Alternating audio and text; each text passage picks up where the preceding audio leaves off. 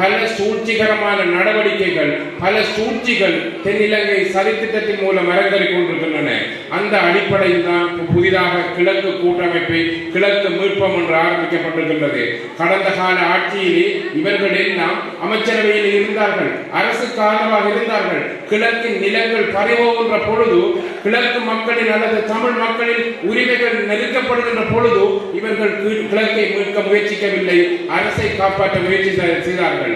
அந்த வேளை அவர்களுடைய உணர்வு எங்கே போனது? ஆகவே கடந்த காலங்களிலே தமிழ் மக்களுக்கு எதிரான கொடுமைகளுக்கு, தமிழ் மக்களுக்கு எதிரான கொள்ளையடிப்புகளுக்கு, தமிழ் மக்களுக்கு எதிரான பயங்கரவாதத்துக்கு குரல் கொடுத்த தமிழரசு கட்சி தான் தொடர்ந்து உங்களுக்கு பயணிக்கும். எமது தலைவர், எமது தொண்டர்கள், எமது தலைவர்கள் பல போராட்டங்களை சந்தித்திருக்கிறார்கள், பல இழப்புகளை கண்டிருக்கிறார்கள்.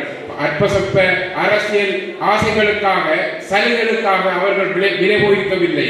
இன்று கிழக்கு கூட்டமைப்பை உருவாக்கியவர்கள் அந்த அற்பசொற்ப அரசியல் சலுகைகளுக்காக எமது போராட்டத்தை காட்டிக் கொடுத்தவர்கள், எமது மண்ணை கொள்ளையடித்தவர்கள், எமது நிதியை கொள்ளையடித்தவர்கள் எல்லோரும் சேர்ந்து இன்று புதிதாக கூக்குரல் எழுகிறார்கள். என்ன காரணம்?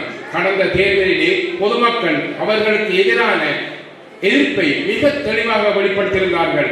அவர்களது அரசியல் வங்குரோத்தை நிவர்த்தி செய்வதற்காக அவர்கள் இன்று கூட்டமைப்பாக முயற்சி செய்து ஒரு தென்னிலங்கை தேசிய சதி நிகழ்ச்சியிலே அவர்கள் உடன்பட்டிருக்கின்றார்கள்.